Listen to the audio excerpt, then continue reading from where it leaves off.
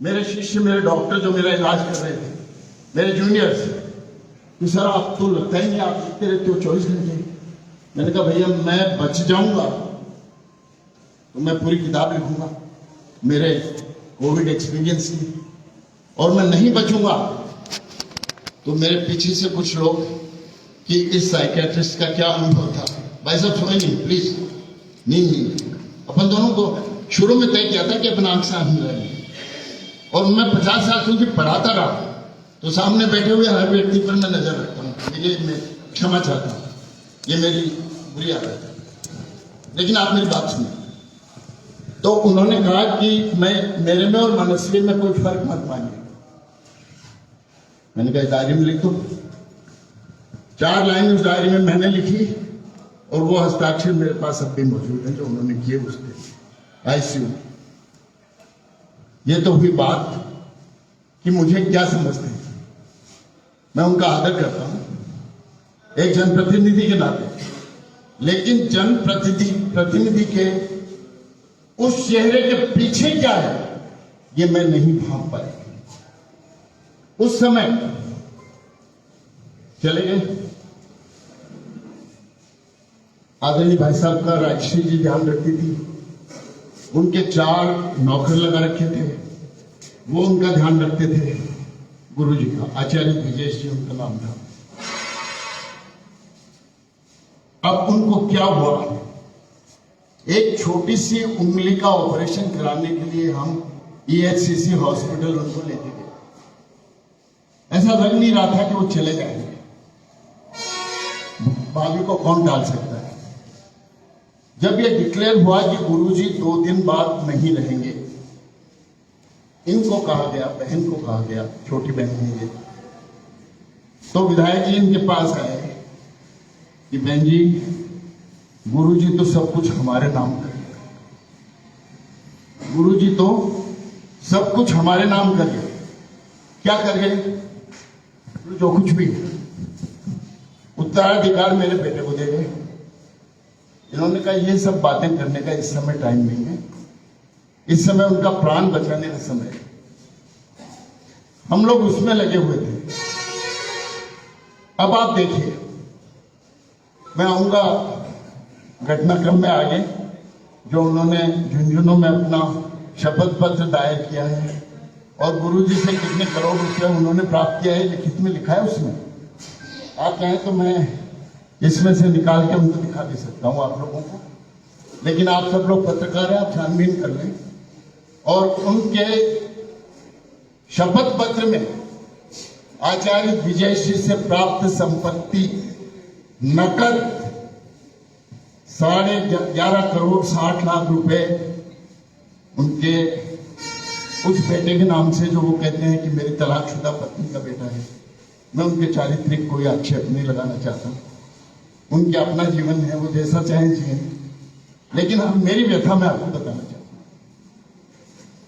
4.5 करोड़ से ज्यादा आचार्य विजय श्री से प्राप्त 4थे पृष्ठ पर नामांकन के लिखा हुआ है, आप उनके हस्ताक्षर से देख लीजिए। पत्रकार भाई और बहन, स्वागत है। अब मुझे ये समझ में नहीं आता कि ये बहन जो इतनी सेवा करती थी उसका कोई स्टेटस नहीं, और ये करोड़ों रुपए की संपत्ति अचानक खाते में कैसे आ गई, एक प्रश्न चिन्ह है बहुत बड़ा। उसके बाद जब छानबीन आप करते हैं तो आचार्य विजय श्री की एक बहुत बड़ा फार्म है रामगढ़ में, एक ट्रस्ट बनाकर उसमें उसका नामांतरण कब करवाया गया? जब गुरुजी आईसीयू में थे। आप डेट चेक कर सकते हैं, आप लोग प्रमाण पूर्वक इस डेट को कोई भी चेक कर सकते हैं। गुरुजी आईसीयू में थे, उसके 11वें दिन उस जमीन का नामांतरण राजकुमार शर्मा और कमलकांत शर्मा के नाम से हुआ है, जो दोनों मित्र, एक आपके विधायक हैं और यही कहीं उनकी अभी काम कार्यकर्ता घूम रहे हैं नवागढ़ में। आप सवाल कर सकते हैं कि भाई ये कैसे आते? एक घोनेर में पारिवारिक संपत्ति जिसमें मेरी पत्नी का बराबर बनता है, उसको बेचकर उन्होंने जमीन खरीदी 30 बीघा। उसमें एक 7 सितारा होटल जो कुछ अखबार वालों ने कवर किया, मुझे जानकारी मिली है इस बात की कि कुछ अखबार वालों ने उसके बारे में छापा है, वो बन रही है।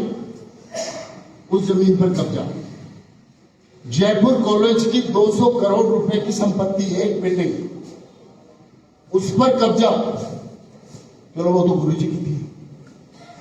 और बाद में मेरी और राजश्री की अपनी कमाई से खरीदी हुई हमारी जमीन, हमारा घर, उस पर गुरुजी के तिये की बैठक के दिन आकर 30 गुंडों के साथ बैठ गए। और वो आदमी जिसकी अर्थी हम लोगों के कंधों पर जानी चाहिए थी, गुंडों के कंधों पर गई।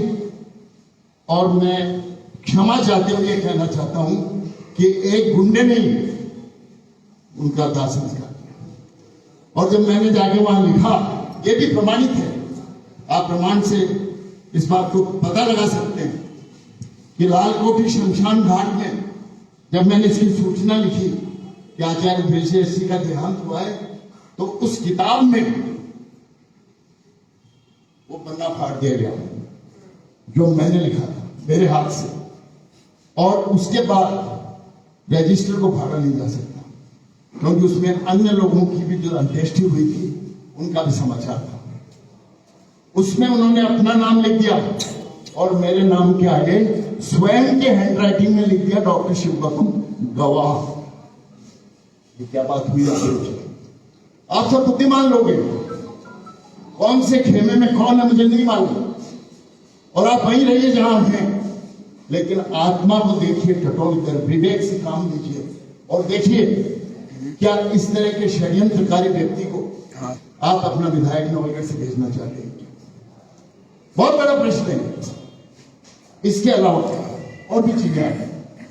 आचार्य जी की संपत्ति है, हमारी संपत्ति है। 820 अनीता कॉलोनी जो गांधीनगर रेलवे स्टेशन के पास है, 7 मंजिल की इमारत सुनार कब्जे की। इसके अलावा 4 वर्ष पहले मुआना मंडी, मैंने रिसर्च किया, जनवरी के बाद से मैंने बहुत शोध किया है इस व्यक्ति के ऊपर। मेरा काम है शोध करना। अब तक मैं मेडिकल की शोध करता रहा था, अब मैंने इस व्यक्ति पर शोध किया है और आपको वो सारा शोध का अक्षरशः सत्य बताना चाह रहा हूं।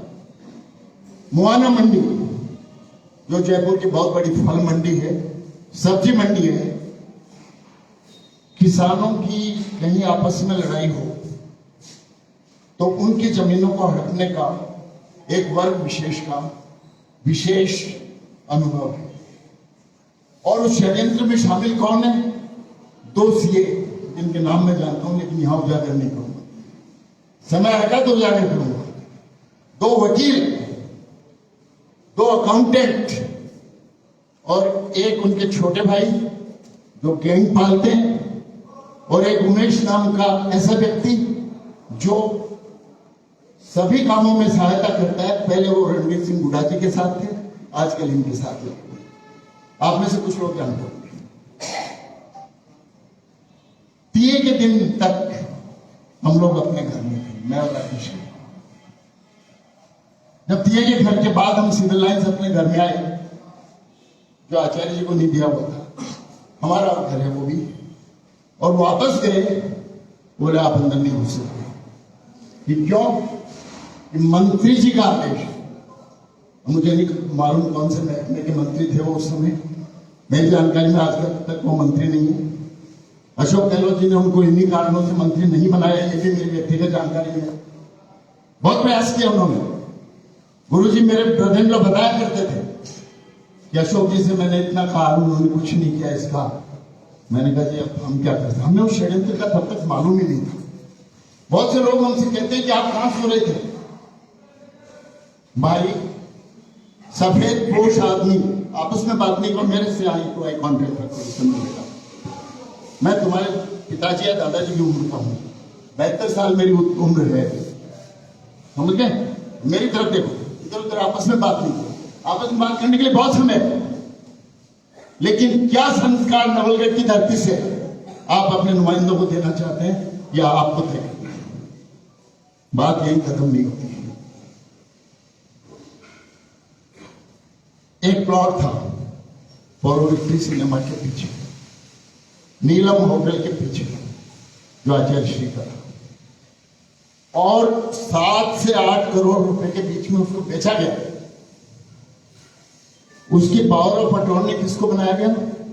परमराज कौर, इनकी वो पत्नी जो तलाकशुदा पत्नी है और अब इनके साथ रह रही है, और तलाक कहते हैं कि 5 वर्ष पहले हो गया और एक 1.5 से 2 साल का बच्चा भी, जिसको दौड़ते हुए मैंने आचार्य जी के पिए की बैठक के दिन देखा।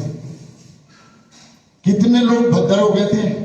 आप में से जो उस पिए की बैठक में गए हो उन लोगों को याद होगा, और वो सारे हंस रहे थे कि डॉक्टर साहब वो भद्दर क्या हो, देखो तो बाप जी में। कई लोग हंस रहे थे। मैंने कहा भाई आपको बाप तुम सो हो, मन मेरो को मन भद्दर तो। और उस 7 करोड़ रुपए का और आचार्य जी के पूरे अकाउंट को, लेन देन को हैंडल करने के लिए पावर ऑफ अटॉर्नी किसके पास? श्रीमती परमराज जी शर्मा आदरणीय के पास। अब आप सोचिए ये क्या है? क्या हम इस तरह से षड्यंत्रों को कानूनी जामा पहनाकर लोगों की संपत्तियां लूटते हैं? क्या हम ऐसे लोगों को अपना नुमाइंदा बना के कहां जाएगी दुनिया? मैंने सुना था कि सतयुग में धर्म जो है वो बैल के रूप में 4 पांव पे खड़ा था, त्रेता युग में 3 पांव पे आ गया, द्वापर में 2 पांव पे आ गया, और अब कलयुग में 1 पांव पे खड़ा है। मुझे तो लगता है ये 1 पांव भी काटने वाला है और उस धर्म के बैल को नीचे गिरा देंगे। इसीलिए मैंने सुना है कि कुछ मंदिरों पर भी कब्जे हो रहे हैं। मैंने सुना है कि गायों के चरने की जमीन पर भी, चरवाहों पर भी, चारागाह की जमीन पर भी कब्जे हो रहे हैं। वो आपका विषय है, मेरा विषय नहीं, वो नवलगढ़ के लोगों का विषय है, लेकिन मैंने अखबारों में पढ़ा है। तो आपको ये तय करना है कि क्या करना है। एक और चीज जो मैं आपको बताना चाहता हूं, मुझे बहुत दुख हुआ। मेरे गांव के और नवलगढ़ के बीच में बसावा के आसपास मैंने देखा एक बहुत बड़ी सीमेंट फैक्ट्री खड़ी है। देखी होगी आप लोगों ने, कहीं होंगे, सुना तो होगा। ये कहा गया था कि उस सीमेंट फैक्ट्री में लोगों को रोजगार दिया जाएगा। आज उसकी स्टेटिस्टिक्स निकलवाई है, मेरे पास है उसकी स्टेटिस्टिक्स। उसमें 3000 में से 2850 बच्चे जो काम कर रहे हैं वो नवलगढ़ क्षेत्र के नहीं है, और मात्र 150 लोग नवलगढ़ क्षेत्र के हैं जो डेली वेजेस पर है, कॉन्ट्रैक्ट पर है, और उनको जब चाहे मैनेजमेंट हटा सकता है। तो भाई साहब ये किसका विकास हुआ? अब इसके आगे की बात सुनिए। सीमेंट फैक्ट्री लगी, आप में से शायद किसी को यह मालूम नहीं होगा कि सीमेंट, मैंने इस पर शोध किया है, रिसर्च किया है, मैंने रजिस्ट्रार ऑफ कंपनीज में सर्च किया है। पहली बार किसी पढ़े लिखे आदमी से इनका पाला पड़ा, ये मैं आपको बता दूं।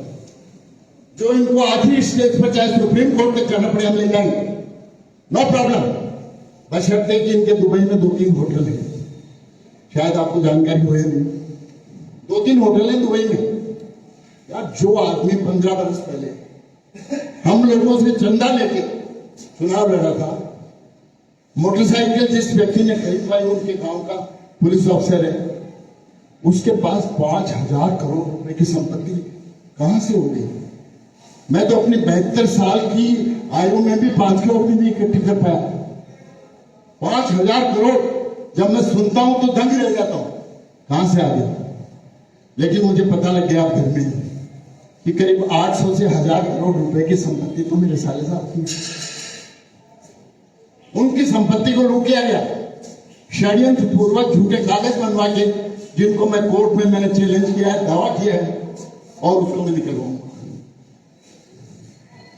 मैं किसी को आहत नहीं करना चाहता, मैं किसी को मैं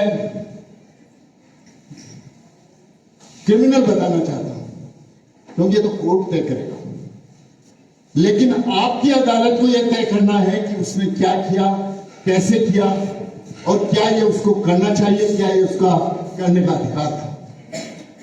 ये एक प्रश्न है जो नवलगढ़ के लोगों के पास, मेरे मामाओं के पास, मेरे भाइयों के पास, मेरे बच्चों के पास मैं छोड़ के जाना चाहता हूं। क्या आप तय करें कि आपको क्या करना है? मीडिया के लोग चुप पधारे, मैं बहुत आभारी हूं। मैं सोचता हूं कि मैंने अपनी बात पूरी तो नहीं कर पाया। आखिरी बात कह देता हूं। एक PS इंफ्रा कंस्ट्रक्शन कंपनी बनी है। कब बनी है? 2020 में बनी। P फॉर परमराज उनका नाम है उसमें, and S for Swarnlata. P कौन है? परमराज जी कौन है? वही उनके तलाकशुदा पत्नी जो उनके साथ अभी भी रहती है। और S स्वर्णलता श्रीमान उमेश जी की पत्नी है, जो उनके पार्टी छोड़ के बदल के इधर आ गए, उनकी सहयोगी की वाइफ है। उन दोनों महिलाओं के नाम से एक कंपनी बनी, इंफ्रा कंस्ट्रक्शन। सारे सीमेंट फैक्ट्री के ठेके पहले PS इंफ्रा कंस्ट्रक्शन में लिए गए। आप में से जो पढ़े लिखे हैं, समाचार हैं, जो मेल खोल के देख सकते हैं, वो रजिस्ट्रार और कंपनी की साइट पर देखें, आपको PS इंफ्रा कंस्ट्रक्शन के नाम से मिल जाएगी। करोड़ों रुपए का उसमें लेन देन हो गया। भाई बहुत जबरदस्त विकास हो गया नवलगढ़ क्षेत्र का। करोड़ों रुपए का विकास सीमेंट फैक्ट्री के नाम पर परमजीत जी के लिए और स्वर्णलता जी के लिए। और मैं तो विकास नीति का आदमी हूं, ये बोलते हो ये विकास नीति है, धर्म नीति है, जो कुछ भी है आपकी है, हमारी नहीं। आप तय करेंगे ये क्या है। मैं उनके आदर में कोई कमी नहीं रखना चाहता। वो माननीय विधायक हैं, आपने चुना है उनको, लेकिन आगे क्या करना चाहिए ये आपको तय करना है। विक्रम को मैं व्यक्तिगत रूप से जानता हूं, नेक इंसान है। मैं उसके प्रचार के लिए यहां आया।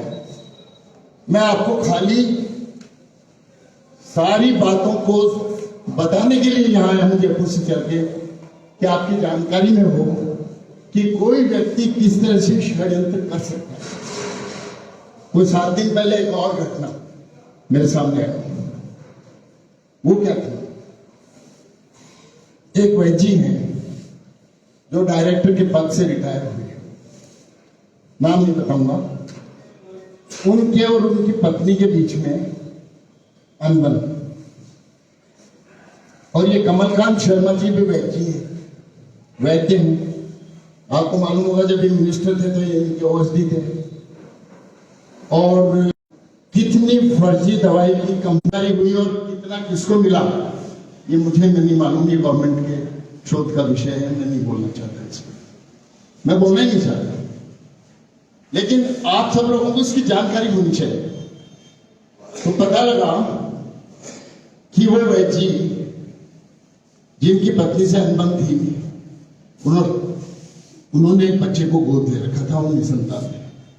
निगाह निसंतान लोगों पर ही होती है जो वृद्ध आयु के हैं, चाहे उनके बच्चे विदेश में रह रहे हैं, या वो निशक्त हैं, या निसहाय, उन पर निगाह रहती है।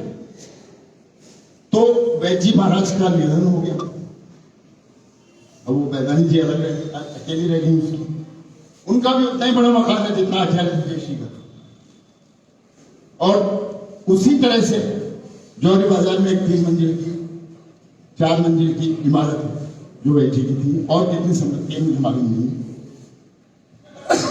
ये इन्वेस्टिगेटिव जर्नलिज्म है जो यहाँ आप लोग हैं वो ट्राई कर सकते हैं, पता लगा सकते हैं।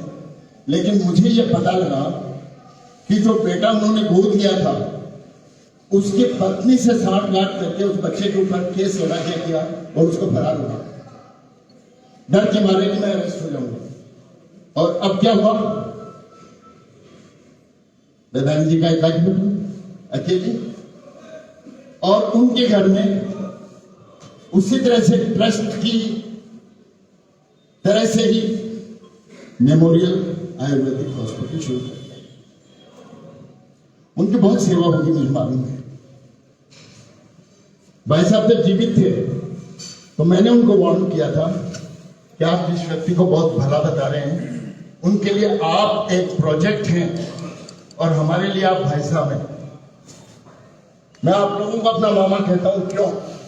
क्योंकि हमारे गांव में एक रिवाज है चिराना और सारी शेखावटी में कि जब बारात जाती है ना अपनी, तो भाई अपने गांव की कौन कौन सी लड़कियां इस गांव में ब्याही, उनके नाम से पत्तल निकलती है और पत्तल के साथ 100 रुपये 50 रुपये जिसकी जो श्रद्धा होती है दक्षिणा जाती है और उन सब बेटियों के घर पे जाती है और उसके बाद बारात का जीवन शुरू होता है। अपनी तो ये परंपरा है। और यहां बहन जी सब कुछ गुरु जी हमें देंगे। क्या बात है, क्या बात है। आप सोचिए इस बात को, और इस बात को आप सोचेंगे, नवलगढ़ का हर नागरिक सोचेगा आप सबके माध्यम से, तो शायद कुछ न्याय हो पाए। आप सबका बहुत बहुत धन्यवाद, आपने मुझे सुना।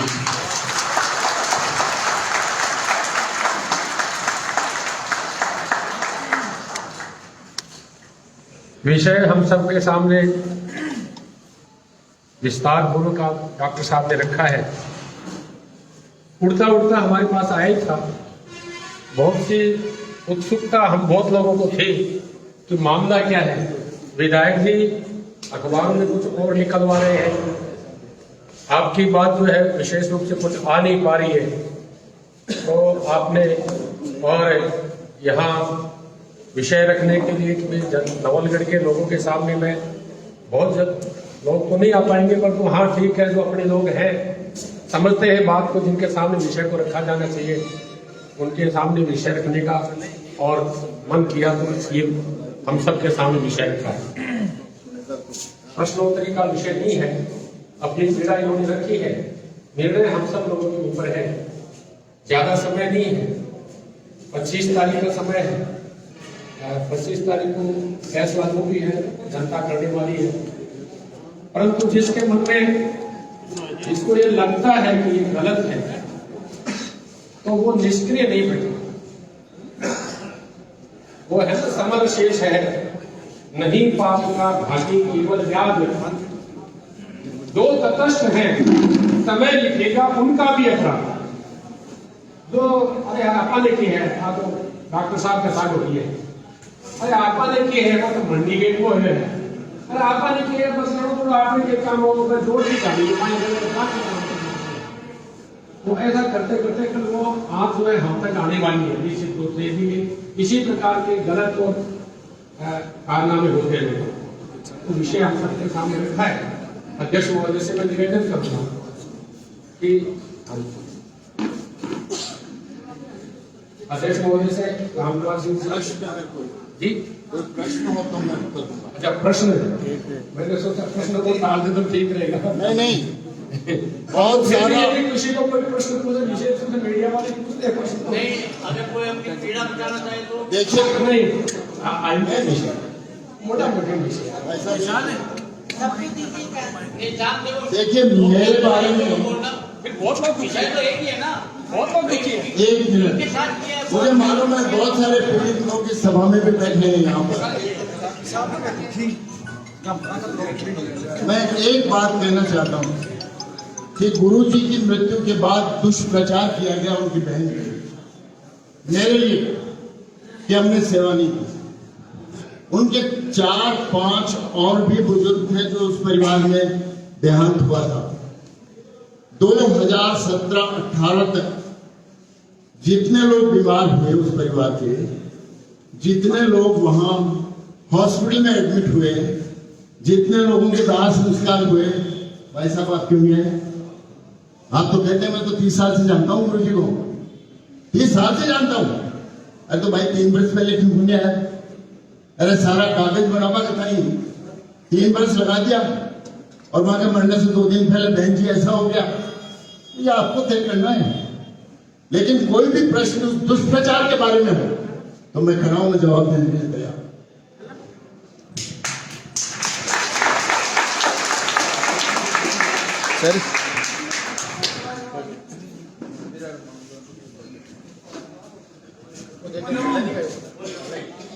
चालू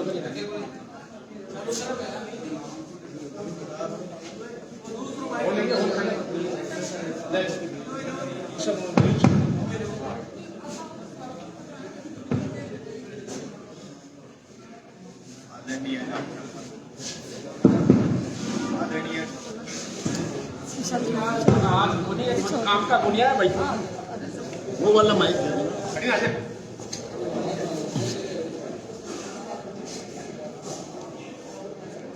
आदरणीय डॉक्टर साहब, रामपाल सिंह जी भाई साहब, सम्मानित नागरिकगण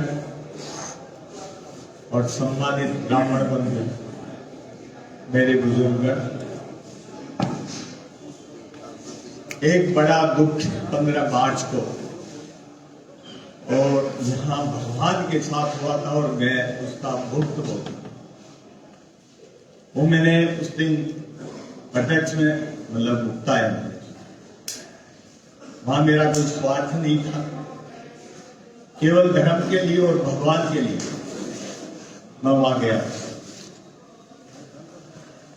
ये 15 मार्च की बात है। सुबह एक जेसीबी आई और जयपुरिया मंदिर के सामने जो मंदिर था, उस मंदिर को सुबह उसने तोड़फोड़ शुरू की। उसमें लाल कुआं था, ऐतिहासिक कुआं था, उसमें तोड़फोड़ शुरू हुई और उसकी दीवार को तोड़ दिया गया। आप छेड़ो मत इसको, ए मिस्टर। वहां तोड़ते तोड़ते उसके सारा मंदिर को पहुंच गए। वो वहां भैरव जी का मंदिर था, भैरव जी के मंदिर को गिरा दिया, भैरव जी की मूर्ति नीचे पड़ी। उसके बाद में पीपल के नीचे हनुमान जी का मंदिर था और हनुमान जी के सामने भगवान राम का मंदिर आज भी है। वो जब जाकर के पीपल के जेसीबी ने टक्कर मारी तो उनकी जेसीबी की पाइप फट गई और ये समय मिला, भगवान ने दिया। और मैं उस समय घूम चक्कर डीवाईएसपी ऑफिस के सामने मेरी दुकान है, मैं उस पर बैठा था। मेरे को पता भी नहीं, मेरे को किसी भी मोहल्लेवासी ने फोन नहीं किया, किसी भी व्यक्ति ने, नगर के व्यक्ति ने फोन नहीं किया मेरे कि ऐसी घटना है, क्योंकि भय इसका इतना था कि लोग डरे हुए थे। वहां पर मेरे इतनी जबरदस्त सर में दर्द हुआ है, मैं आपको ईमानदारी से बताऊं, इतना जबरदस्त हुआ, मेरे बेचैनी हुई कि ये हुआ क्या। तो फिर मैंने यह सोचा कि शायद अपने को गैस हो गई और अपन तकलीफ है, घर चलते हैं और घर चलकर अजवान की उतारी या कोई दवा लेंगे और उसके बाद वापस आ जाएंगे। मैं 4 बजे वहां बैठे थे, मेरे पास 4-5 अपने पार्टी पक्ष के रिटायर हुए एएन साहब भी बैठे थे। किसी को पता नहीं था क्या हो रहा है। मैं वहां से चल के आया, गाड़ी वहां से निकाली तो मैंने देखा ये सारा मंदिर फूट तो। फिर भी मैंने सोचा यार घर चलते हैं, अपनी तो तबीयत खराब है। मैं घर आया, बच्चों से मैंने अजवान की उकाली बनवाई, पी। पीने के बाद में मुझे सोचा देख के तो आते क्या है, फिर भी भगवान बुला रहा था। मैं वहां गया, मैं गया तो वहां जो भैरव जी की मूर्ति है, उसको भोबिया जी की मूर्ति बोलते हैं, भोबिया जी बोलो चाहे भैरव जी की मूर्ति बोलो, नीचे पड़ी और बाकी चारों तरफ का शिव परिवार के चारों तरफ का तोड़ दिया गया था। हनुमान जी के चारों तरफ का तोड़ दिया था। मंदिर केवल हनुमान जी का गर्भगृह बचा था, भगवान राम का गर्भगृह और राम का बच्चा। तो मैंने उसको ठेकेदार बुलाऊं, मेरे को जानता भी नहीं था। और मैंने कुत्ता बजा दिया, पैंट शर्ट में था। मैंने कहा ठेकेदार ये क्या कर रहे हो? बोले यार नया मंदिर बनवाएंगे। मैंने यार ऐसा नया मंदिर बनता है क्या? आप जेसीबी के ऐसे भगवान को छाट रहे हो? ये 300 वर्ष 200 300 नवईगढ़ बसाइए। लक्ष्मीनाथ जी के मंदिर के पूर्व का मंदिर है। लक्ष्मीनाथ जी के मंदिर के पुजारी ने मेरे को बताया है कि ये हमारे मंदिर से पहले बना। गोपाल जी पुजारी आज भी उनको पूछ सकते। तो पूर्व का मंदिर, मैंने इतना पुराना मंदिर, मैं 65 साल का हो गया, हम लगातार यहाँ पूजा कर रहे हो, आप जेसीबी से मंदिर को छाट रहे हो।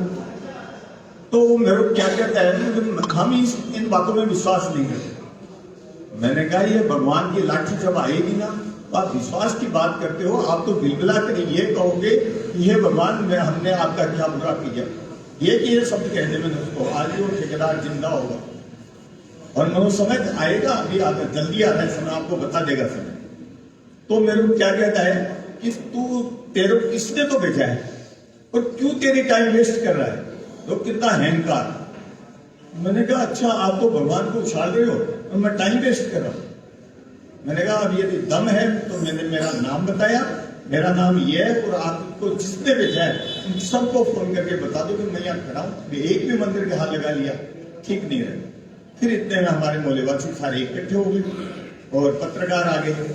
तब उसने कहा कि मैं अब क्या करूँ, तो रामसू दे दो तेरे से तोड़ जाए तो मंदिर तोड़ भाग जरा वो जेसीबी लेकर भाग। उसके बाद भी 2-3 दिन दो तो कर्मचारी को उन्होंने छोड़ रखा पहले, वो 2-3 दिन करते रहे। हमने कहा भाई तुम जाओ, यहाँ ये मंदिर है, मंदिर रहेगा, आपको यहाँ कब्जा नहीं करने देंगे। तो आगे दूसरा ठेकेदार आ गया नागौर, और नागौर का दूसरा ठेकेदार आकर के वहां पर और उसने टीम डाल दी, बच्चों से आए वो सारे। तो हमने साधु को इकट्ठा किया। साधु में ये भी थे अपने शिवसेना के, अपने शंकर लाल जी शर्मा जी ये भी थे। सारे साधु ने मिलकर के वहां हवन का काम शुरू किया। रमेश जी पंडित ने हवन करवाया। हवन जब हमने शुरू किया तो इतनी देर में पुलिस आ गई। तो हमने कहा भाई आज पुलिस कैसे आ गई? जिस दिन मंदिर टूट रहा था उसमें तो आपको पुलिस नहीं आई, और आज जब भगवान का हवन हो रहा है, मंदिर के सामने हवन हो रहा है, तब पुलिस आ गई।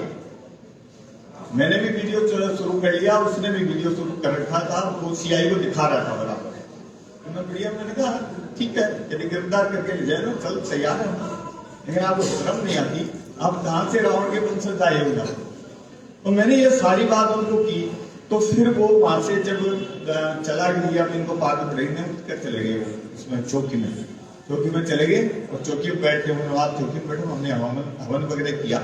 अब हवन करने से जो मजदूर आए थे वो ठेकेदार के आदमी थे, उनको हमने कहा कि आपको मजदूरी कहीं भी मिल जाएगी, आप यहाँ मंदिर में पाप मत करो। और उनको तो जमाओ, आधे घंटे में भगवान जाने भगवान का क्या हुक्म हुआ, वो आधे घंटे में पूरे पल्ली भाग गई वहां से। उसके बाद अभी तक कोई किसी का आने की हिम्मत नहीं हुई। उसके बाद वो जो बढ़िया था वो खुद आया, उसने मेरे को फोन किया, मैंने फोन नहीं उठाया। फिर मैंने दीनानाथ जी के फोन अटल जी ने दे दिए अपने जगदीश जी सेवका के लिए। तो उन्होंने इनको फोन किया, बोले हम आपसे मिलना चाहते हैं तो हम अकेले नहीं मिलेंगे, हम आपके सबके सामने मिलेंगे, आ जाओ। तो हमने आवड़ा के बालाजी में उनको बैठाया और बैठा कर हमने पूछा बोलो आप क्या चाहते हो? बोले मैं यहाँ नया मंदिर बनवाना चाहता हूँ। मैंने कहा सेठ जी मैं 66 साल का हो गया, 66 साल में आपने यहाँ करनी नहीं लगाया, आपने यहाँ कलर नहीं करवाया, आपने यहाँ पर कभी प्रसाद नहीं लगाया, और आपके ये पूर्वजों का होगा भी, हम मान लेते हैं कि आपके पूर्वजों ने यहाँ पैसे लगाए, तो मंदिर तो भगवान का होता है, वो किसी का बनाया हुआ है उसका थोड़ी होता है, भगवान का है मंदिर तो। और फिर आपके पूर्वज यदि धर्म करके भी गए थे, वो इसलिए करके गए थे कि आप बाद में आओगे और इसको बेचकर अपनी फैक्ट्रियां लगाओगे। मैंने कहा शर्म करो। बोले हम सनातनी है, सनातनी नहीं, आप पापी हो। सनातनी तो अलग चीज होती है, सनातनी तो ये है कि धर्म को माने या नहीं माने, आप तो भगवान का के साथ पाप कर रहे हो, ये हमने कहा। और फिर मैंने कहा आपको कागज है, आपके पास क्या है, कागज दिखाओ। तो उन्होंने कहा कागज है हमारे पास नहीं है, जहां दिखाने होंगे वहां दिखाएंगे। अगर कागज नहीं है उनके पास, ऊंची भी नहीं है उनके पास, मंदिर है वो, और उसका पुराना मेरे पास एक अपना सर्वे सीट हुई थी अपने आजादी के पहले, सर्वे सीट की नकल मेरे पास आज बढ़िया मंडी गेट की। उस मंडी गेट की सर्वे सीट में वो मंदिर है, उसमें किसी गोयनका जी का किसी का स्थान नहीं लिखा है। वहां जो कुआ बना हुआ था उसकी गूढ़ है, वो गूढ़ वहां पर मोटाराम जी चौधरी जो पूर्ण सिंह जी आजाद के पिताजी हुआ करते थे, मोटाराम जी चौधरी का मकान और इधर सुखगढ़ जी नाई के मकान के बीच से हमारे घर तक आई हुई है, गुण आज भी पड़ी है। और मोटाराम जी चौधरी ने वो जगह अपनी जगह में से दी थी, इसलिए दी थी कि भाई वो जगह मतलब अपने कुआ काम है, सारे मोहल्ले के काम है, वहां पर ये स्थिति थी। दूसरी लंगरदास वहां साधु हुआ करता, 100 साल पहले वहां लंगरदास साधु था, और वो जन्म से और चौधरी था, जाट था, और पहुंचा हुआ साधु था।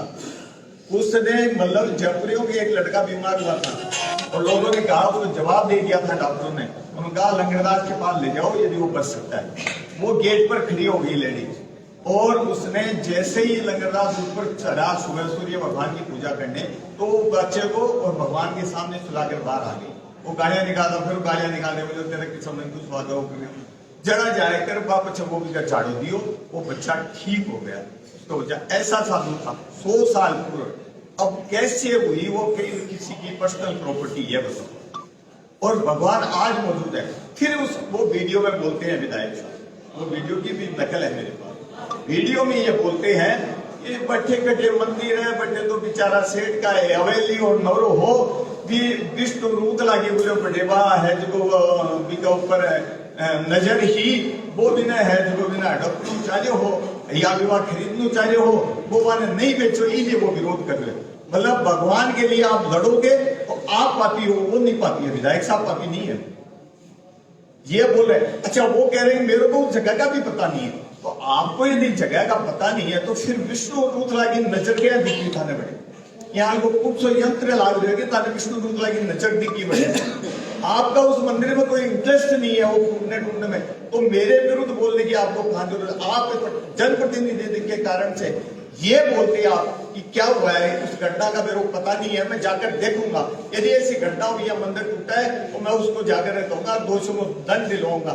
ये जनप्रतिनिधि की भाषा होनी चाहिए थी, ये भाषा थोड़ी कि वो खरीदना वो चाह रहा था इसलिए उसको छोड़ दिया। तो ये सारी जो बातें नहीं ये सारी बातें वो ठीक है। मैंने जो 6 महीने कष्ट हो गए और मैंने तो सीआई साहब जो सुनील जी थे ना, सुनील जी को मैंने कहा ही है, मैंने कहा सुनील जी जब गए थे तो मैंने उनको कहा सुनील जी हमने तो हनुमान जी के लिए लड़ा था और हनुमान जी के भरोसे लड़ाई लड़ी थी। तो सुनील जी ने मेरे को ये कहा था कि भाई जी थारा हनुमान जी में दम है, मेरे लायक कोई काम होगा तो मैंने बताइयो ये क्या कर गया है। बोले मन तो बोले गिरफ्तार कर लिया, बोले मेरा गिरफ्तार क्या कर लिया ये कहा। और अब मेरे ऊपर 2 महीने पहले इन्होंने 107, 116 और 151 का मुकदमा करवाया, मेरे को पाबंद करवाया। इसलिए जबकि 2 महीने पहले कोई घटना नहीं हुई, 15 मार्च की घटना है। 2 महीने पहले वो कागज भी आप चाहो तो मैं सबके सामने रख सकता हूँ, रखूंगा फाइल रखूंगा। ये स्थिति ये आचरण है विधायक साहब का। डॉक्टर साहब ने तो खूब सारी बताई है, लेकिन ये मेरे साथ जो व्यक्तिगत मैंने और दीनानाथ जी ने जो लड़ाई लड़ी है वहां और पूरे मोहल्ले ने लड़ाई लड़ी है, ये सारी बात मैं आपको बताइए। मैं बस इसी ये वही है, वो वही सेठ जी है जिन्होंने बदराना को बेचा है, और वही सेठ जी ने यहाँ पर मेरे को किसी एक ने बताया, वो तो सेठ जी आए थे उस दिन, एक व्यक्ति ने कह रहा था कि मैं वहां बैठा था तो राजकुमार जी जहाँ थे, मोदी राजकुमार जी ने कहा कि यार कब्रिस्तान के लिए जगह कम पड़ रही